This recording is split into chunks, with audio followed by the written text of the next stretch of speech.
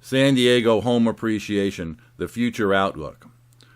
For the last 2 years, 2012 and 2013, San Diego benefited from a nice rebound in home appreciation. After a devastating drop in home values that started in 2005 and saw values drop approximately 30% across the board, the government's artificially low interest rates combined with a sputtering recovery in the economy were the driving factors for the recovery in San Diego home values for the last 2 years. Now, I'm sure that some expect the typical real estate cheerleading to go on now and say how this appreciation recovery is going to continue. You better buy now before you're priced out of the market. There's only so much real estate. Get in while the rates are low, etc. But I can't do that because I have to tell it like I see it. And sometimes on these forecasts, I hope I'm wrong. But this is what I see right now and what I see for San Diego home appreciation, which could be for any high-priced housing market, is storm clouds on the horizon. Now, you have to remember that real estate or home values do not appreciate in a vacuum. Perhaps the number one factor that boosts home appreciation is a strong economy with good-paying jobs.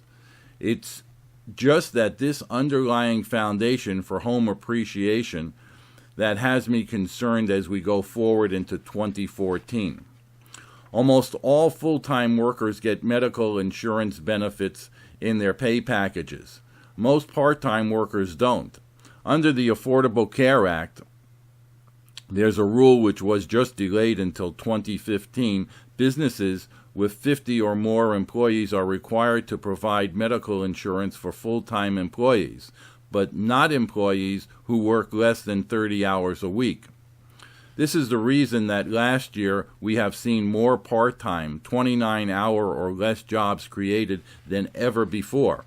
Some economists even speculate that because of the huge expenses involved in providing medical insurance under the Affordable Care Act, we are actually seeing the transformation in our economy that may eventually produce a workforce that is predominantly employed less than 30 hours per week.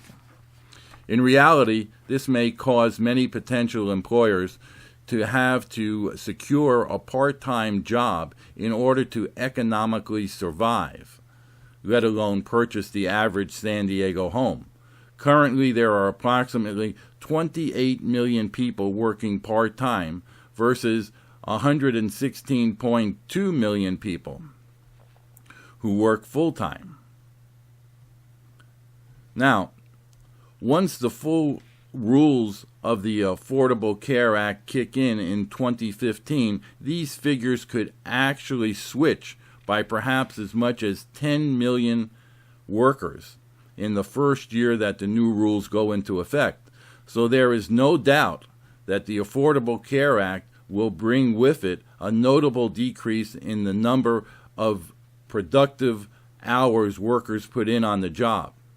So in conclusion, I believe that for San Diego real estate market and other high-cost housing markets in the U.S., the Affordable Care Act will be a severe detriment to meaningful home appreciation in the future.